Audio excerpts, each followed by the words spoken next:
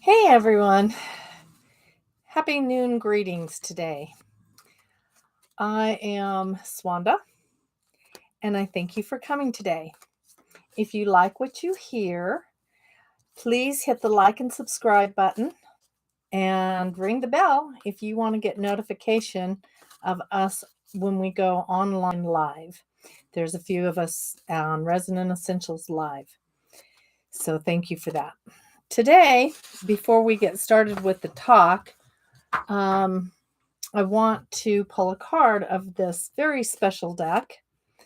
This deck is really kind of cool. It's new out.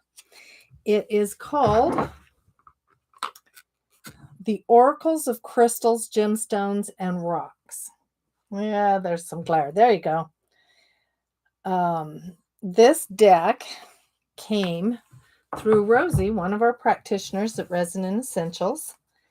And I've enjoyed working with this deck through the weekend. I got mine last week. As usual, you need to kind of greet your deck and work with it and find out how it's going to work with you before you dare expose to anybody else the deck. It's never the deck's fault of the inaccuracy. It's the handler or the reader. So today we're going to pick a card. Let's see. Oh, I can't. See how beautiful these are? Let me show you. See how beautiful some of these cards are? Look at that. Just amazing. Beautiful artwork with Carol and Rosie. Rosie was one of the collaborators on this deck. And we'll talk more about it on another day. I picked this card. And get my reading glasses on and I'll tell you exactly what this is. I am Rose Quartz, voicing a message of the teaching and the learning of unconditional love begins with you. Gee, that kind of fits in today's topic. Nothing is more healing than unconditional love as it heals all wounds. It heals all emotions, anger, fear, sorrow, and worry. It balances the heart and creates a space for peace, harmony, and beauty. Unconditional love is a teacher. The teaching and the learning start within the self as self-forgiveness, self-acceptance, self-worth, self-trust, and end with self-love. It is time to access unconditional love, and it is time to spread unconditional love. Begin with yourself. Now, in this deck, see how beautiful that card is? I pulled the card with the intention, what message did we need to hear as we got started today? And it's going to go very well into the talk. You think, therefore you are, therefore you overthink. And this is about how we get ourselves into muck and mire, actually, because we mortals spend so much time in our head that it's a wonder we get anything accomplished outside of our head. It's a wonder that we go through school and learned our ABCs. Well, children, I think the reason the learning becomes easier when they're younger is they don't carry a lot of extraneous thoughts. They're just more in acceptance mode. And so therefore, kids learn at an easier pace than we do because their mind isn't cluttered with worry and fear and drama. You know, I laugh out loud at myself because sometimes I play out scenarios in my head and I have to stop myself. I'm like, oh my God, blah, blah, blah. This person's going to retaliate by saying blah, blah, blah. So when I know that I'm stressed or worried about something, and it used to be really, really bad. When you're ADHD, you come up with all kinds of scenarios, believe me. When I'm worried or stressed about the outcome and it seems to matter more to me, then I would talk more in my head. Now I've learned to kind of shut that off. And we're going to talk about that as well. But what I want to start with is,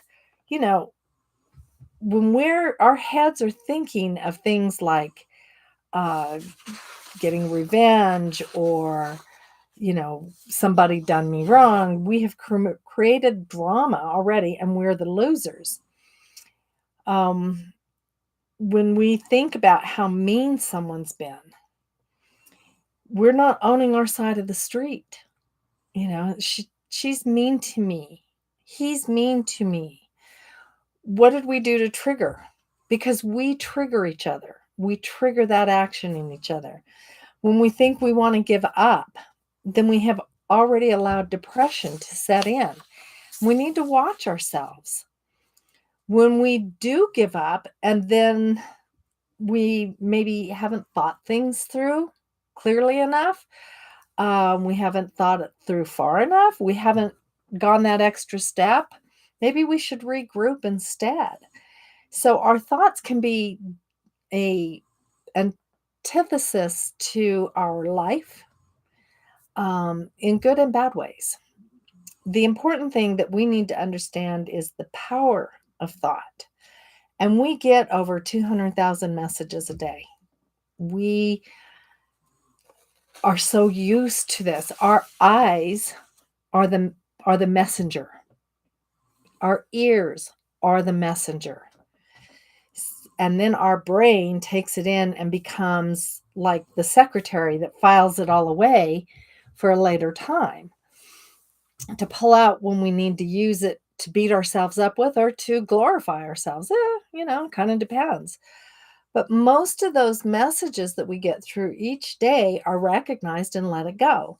I mean, do you really sit and go, oh man, I stopped at that stop sign on the way to work. I didn't stay there the full 10 seconds that I was supposed to sit at that stop sign before proceeding. I did a California stop where I just kind of rolled through the sign.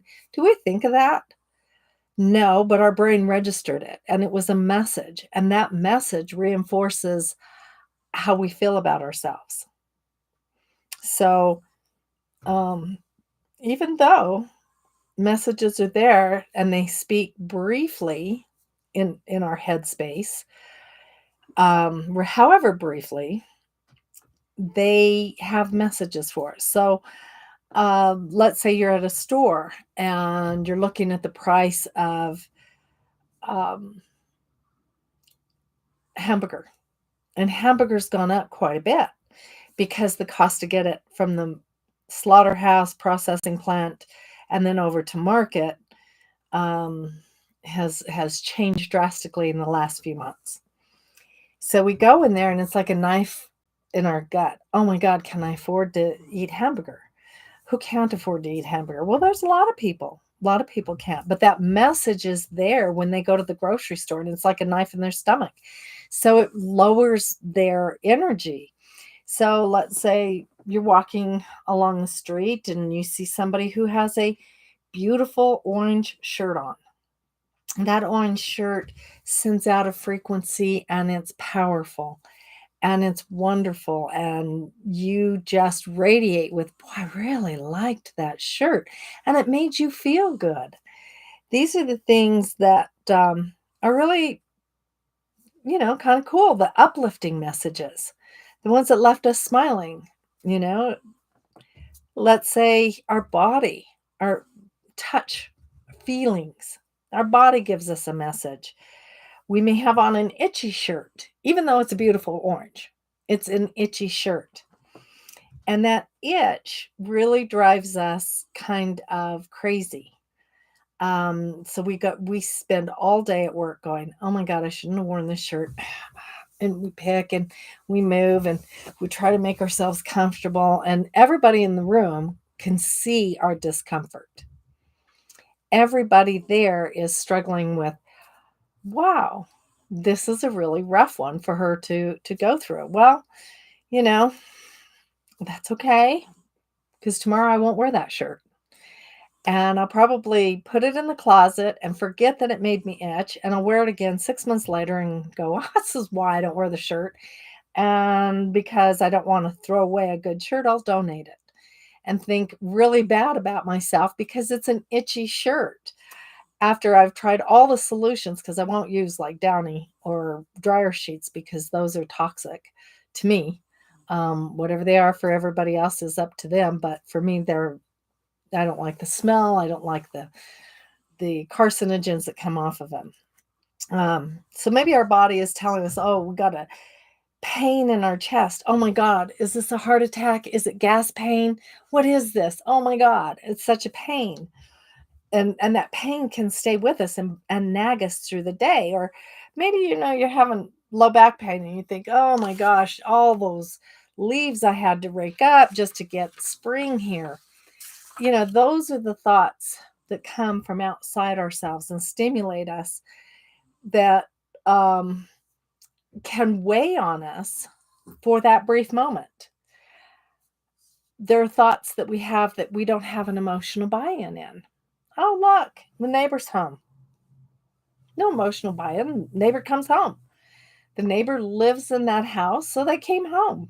No harm, no foul. Big deal. There's not an emotional buy-in that we have, but the signals we get from our thoughts create reaction if we have the emotional stimulus. So let's say you're walking through the mall and somebody's scowling and they look you in the eye and you're going, what the hell did I do? I remember when I was younger, girls would go mad dog each other, gonna kick your ass, and all these horrible, macho, feminine anger things. I thank God I've moved past that. I feel bad for anybody going through the bullying stage, but that's a lot of where our emotional reactions started. Is that somewhere on the playground or at school or somewhere that we were when we were younger, somebody scowling at us, a stranger scowling at us, could be very threatening to us today. And, if we see somebody smiling and happy, well, they must like me. They're not offended by me. Hey, that's good. That's good, right? We take ownership of everybody else's stuff, no matter what it is that they're expressing. I mean, in this person's head that scowled, they might have just lost their grandmother and are really having a hard time connecting to that emotional um, pain. And so they're scowling because, the pain is there. We get to a stop sign and it's a four-way stop and somebody runs the stop sign, that can bring up rage because in elementary school, somebody took cuts all the time. It's not your turn. How rude. And that can change us in ways with those simple thoughts and messages that we get. It can change our entire mood and day. Everything in this universe has a vibration and a frequency, and it's a mathematical equation. So we know that math is the language of the universe. The vibration is, to give the dictionary term for it, an emotional state, the atmosphere of a place, association of an object, as communicated to and felt by others. So if I really like this card, I have a very good vibration frequency with it. Okay, I have a very good feeling about it. If I don't like it, well, I might be angry at the card for a while. And of course, the cards don't want to react to you on that way. So, frequency, okay, when we're talking about vibration, frequency is the rate at which the vibration occurs, which constitutes a wave. Okay, something occurring over and over a period of time. So if I was in road rage because somebody ran the light, because in first grade, I always had somebody taking cuts in front of me, and that meant I had to wait even longer. Of course, not too many people took cuts in front of me because I was at the tail end of the line with my last name, but it did happen occasionally. So with that being said, we can create that frequency, that vibration in our body. And what basically it kind of happens is that it sends out a signal, that frequency, that wave, to which it hits somebody else and they react. So while some thoughts have no emotional buy-in, the ones that do can alter us drastically. And so do the repetitive thoughts, such as worrying, because we're dragging our vibration down. Oh, will I have the money to go on vacation next week? Well, that's next week. Why do I need to worry about it today? If I was going to worry about it, the time to have worried was 6 months ago and put aside the money that would hold it. Why would I wait until the last minute? Well, I'm a planner and some people aren't. So if you're waiting, and then we can wait so long we build it into a frequency of fear. PTSD is a knee-jerk reaction to outside stimulus caused by a trauma that we suffered. And we all want somebody to help heal our PTSD, don't we? I mean, wouldn't it be nice? Bing, you're healed. Bing, all done. This is where it's very dangerous for a lot of things like healing to take place, because I see this a lot. I see people who jump into the healing realm and they haven't healed their own frequency. They haven't healed their own vibration. So while they're over there working on people and healing people because they know so much, because they got their certifications and they're just automatically, working with all these wonderful vibrations and things, that they can know this. If they haven't done the inner work, they're going to create that chaos in themselves. First off, you're working on people who are drawn to your frequency. So it's going to, and your vibration, it's going to accelerate that for you, which is, a hard way to learn. I don't wish that on anybody. I think people should really learn, truly study what they're teaching or what they're doing for a period of time, and a year is not long enough. I'll say that because I've seen some pretty bad things that people go through because they haven't healed the inner self. But getting back to the topic is that we want everybody else to heal us. We don't want to do the work ourselves because that's hard. That is hard to go in and say, oh my God, I created this situation and I'm responsible for how it's playing out. So our actions and reactions create the stories that are in our thoughts, such as, I'm not good enough. She's mean to me. He cheats on me. My boss hates me. The frequency of these thoughts as we send them out alter our vibration, bringing it down so low that we create the reaction by those thoughts. Okay, we create a reaction with those thoughts about everything. So, for example, I'm not good enough. You're going to see that play out in a whole bunch of different ways. I'm not good enough. Well, this guy asked this girl to the dance, but didn't ask me, and I have a crush on him, but I must not be good enough. These are things that we make up in our stories predicated on what we were taught as children. And I see this big push now that the Gen Xers and the millennials and everybody's blaming the boomers, and the boomers are going, we did the best that we could because we didn't have any tools for parenting either because we were raised by the silent generation. Guess what? If you had that, you incarnated to go through it so that you could learn to be better.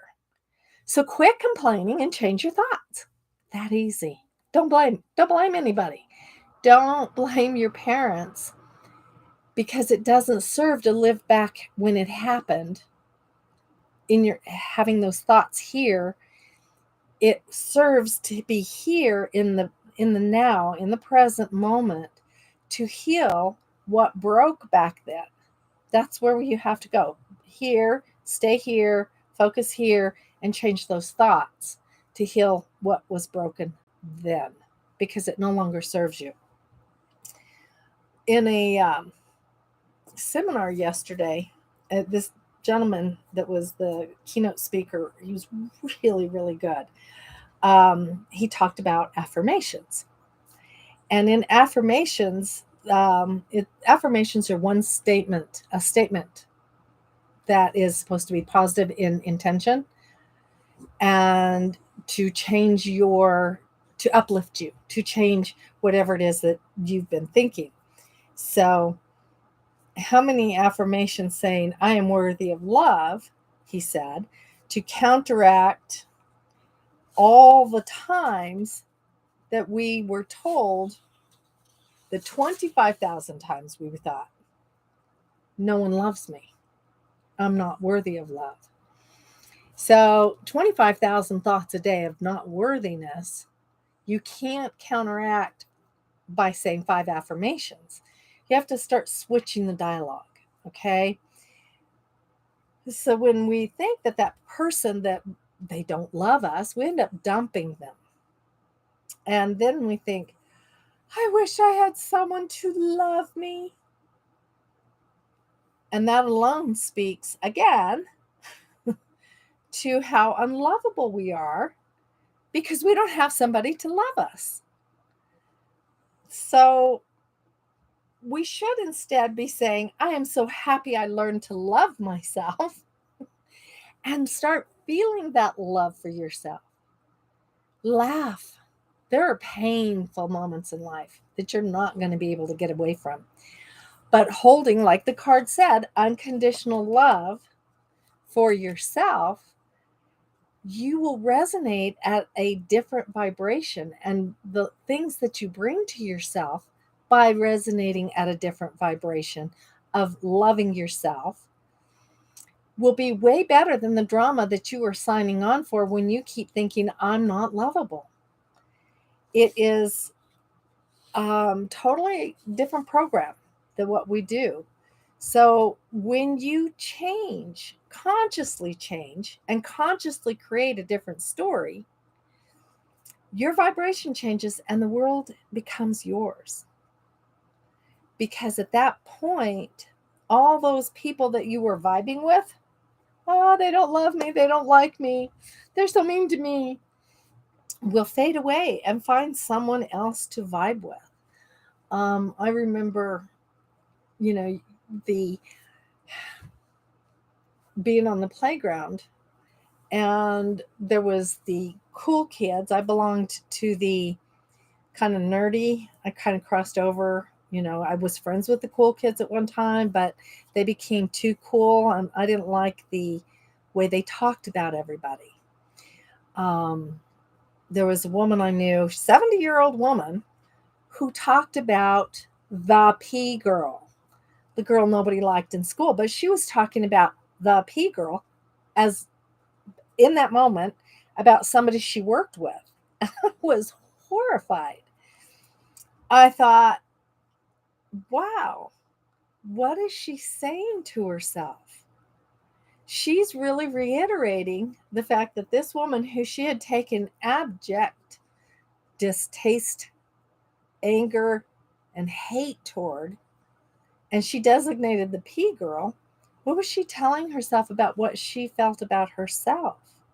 Because that's what we do. When we're talking about other people, remember that saying, 1 finger out, 3 fingers back, you're shooting yourself in the foot or in the heart, because that's what we're doing when we're doing this. My dad was horrible. He would, and all those fingers hitting our heart, into our heart chakra. And when we do that and we create that, oh, Phoebe wants to come up and say hello. Come on, sweetie. Here, come on. Are you coming or not? Because I will leave your butt down there. Okay, she's going to stay down there. All those people that you were vibing with, you will sink lower. Because you didn't create a different story from the one that you had. So your vibration goes lower and lower because you're not healing anything. And when you don't heal anything, You're going to bring somebody in. Okay. You can't just run away. You can't just say, okay, well, I'm done. I'm going to leave this existence, this place that I found the Pea Girl at, and I'm going to go away and I'm going to find somebody else. And they're going to do to me even worse to show me what I'm thinking about myself. What is the message? What's the constant? So it's going to get worse if we don't take charge of our frequency, our vibration, our thoughts. So instead, we should be saying things like, hey, this isn't bad. It's great. I'm learning my lesson. I love that person for showing me my lesson. Our goal as we change our vibration and frequency is so our thoughts will be raised in consciousness. And when we can raise our thoughts in consciousness, more truth, more light comes to us. So this affects the higher chakras, the 8th and 12th chakra, this vibe that we're working with, frequency, if we can raise our consciousness, will affect that. And our hearts will open. So the chest pain that you're having from telling all the horrible things, that person's mean, that all that chest pain becomes heart opening and heart finding and heart peace. It's one thing that we have to do if we want to hold on to the drama. Okay. So our thoughts are raised. If you want to hold on to the drama, then that's okay. That's perfectly fine. Thinking that you just have to see it through, you're just completing it, okay, so that you never have to do it again. But what happens when we engage the drama, when we keep holding that drama, our vibration goes lower and our frequency and thought is even more intense. And we really get slammed double time. Double time. So look at it this way. Let me see if I can find a paper here that I can draw on. Of course I can. Now I got to find the pen. So it's kind of like this. We have the waters of life. See? Waters of life. The sun is shining and life is good. And this is my little river with the shining sun. And in this waters of life, we have obstacles. We have little rocks. We have maybe a bigger rock. We have maybe a rock that actually comes out of the water. We have a lot of other little rocks. And we're swimming. We want to keep our eye going up. I'm a great artist, aren't I? So here's our rocks. So when our frequency is high, we're up here where the water runs fast. It's warm. It's cozy. Life is good. We're getting in the sunshine. When we let go and we sink into that low vibration, when we let people take us down, when we stick ourselves in drama, we go down here where the water is slow, it's cold, it's dark, and we have to kind of ease our way around the obstacles in the water. And it's very slow going. And a lot of times we don't get past the obstacles. We bang right into it. And we do these things in such a manner that we don't have the ability to change our thoughts and our consciousness. So, what I'm saying is that understand that when you get out of one scenario where you may have been caught up with somebody, you change it. Change your tune. Look at people and say, you know what? I'm not going to look negatively at other people. I'm going to change my frequency. I'm going to change my heart. I'm going to start loving myself. So the first way to start doing this is to stop and listen to your words. Notice them. What if you say, I can't stand purple rain. Okay. Okay, you can't stand purple rain. You're emitting a low frequency reaction to purple rain. You're so difficult. When you think that person is difficult, they're going to get difficult because you already sent out, "You're so difficult." This is stupid. Okay. You're losing part of your ground there. I think they're mean. They're so mean to me. You have already succumbed to victimization. You have become a victim. I dread when the kids come home from school. Oh my God, they're just a handful. How do your kids feel when they get home from school after you have been putting that out in the atmosphere? I dread my kids when they come back from their other parent. I dread having to deal with my ex. All that dread, ugh, makes me want to puke a little in my mouth. You aren't doing it right. You think in your head, "You're not doing what I asked you to do. You're not doing it right. How dare you not do it right?" Well, be grateful they're doing it. They need to love me. Well, that's the ego. Look at me. Look at me. All of this is ego. But you need to love me. You need to show me every day I am loved. Well, that's that's sending out the vibration. You're not very loved. So you will find people that will not love you. You might get that one person to love you unconditionally, but everybody else is going to go, "Wow, she's kind of needy. He's kind of he's kind of too much." They need to respect me. Well, how can somebody respect you when you haven't done respectful things? These are all those things that, the list can go on and on. So let's compare and try to switch the dialogue. Instead of saying, "I can't stand purple rain." God, I really enjoyed the experience of standing out in the purple rain. It was so warm and it was so happy. And even though it got me kind of chilled, it gave me that really invigorating wake up. And I feel invigorated. I love purple rain. "You're so difficult." We can change to, "Thank you for showing me what's broken in me."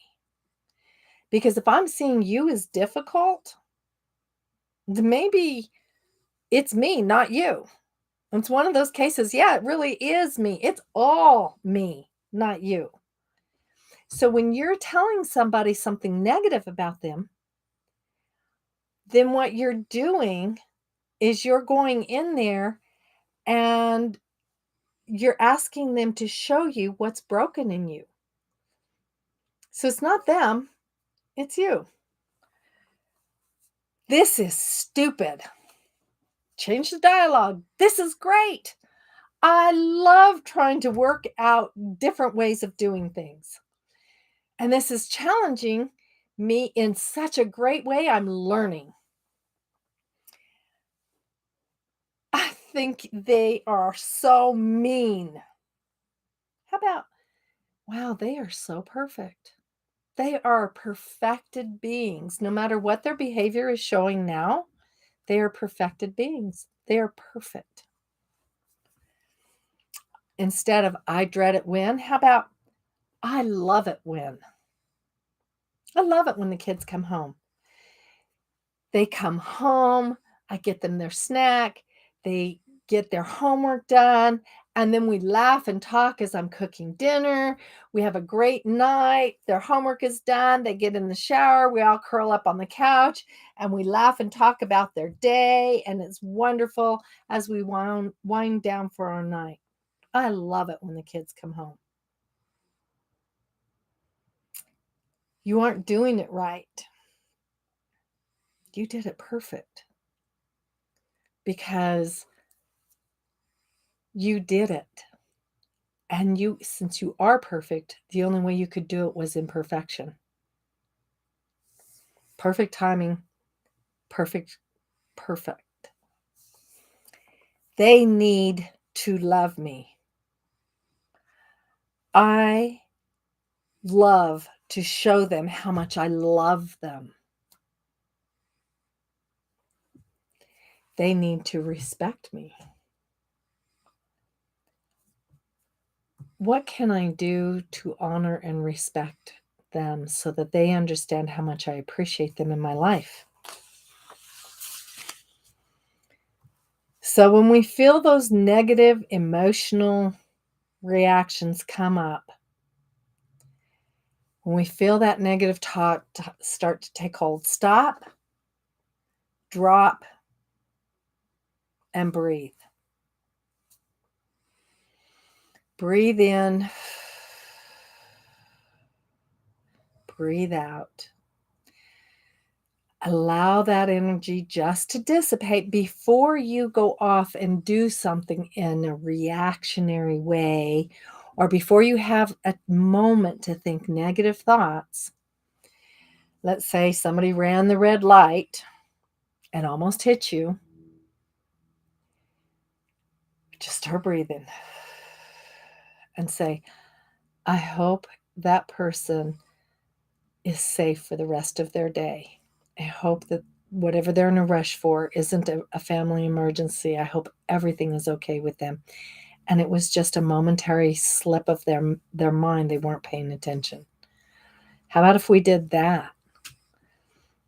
So a lot of people wanted me to get together and send love and prayers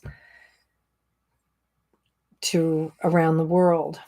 What I can ask you to do, and I'm going to continue asking this, is that I don't care whether it's in China, where they're really suffering oppression, the people there. I don't care whether it's Ukraine and Russia. I don't care where it's at. I want you to stop, take a moment, take a deep breath, and send out the frequency. You are loved. To everyone, you're loved. You're appreciated. Take that breath. You are loved. You are not alone. You are appreciated. I am connected to you, so my heart to your heart. You are connected to me. Let my love heal your pain. Let my love bring you truth. And with that, I'll tell you my heart to yours. We're all connected. First law of metaphysics, universal law of metaphysics. We are all connected to the divine. We are connected to each other. We are connected to everything in this universe. Open up your heart and let it in. My heart to yours. Bye for now.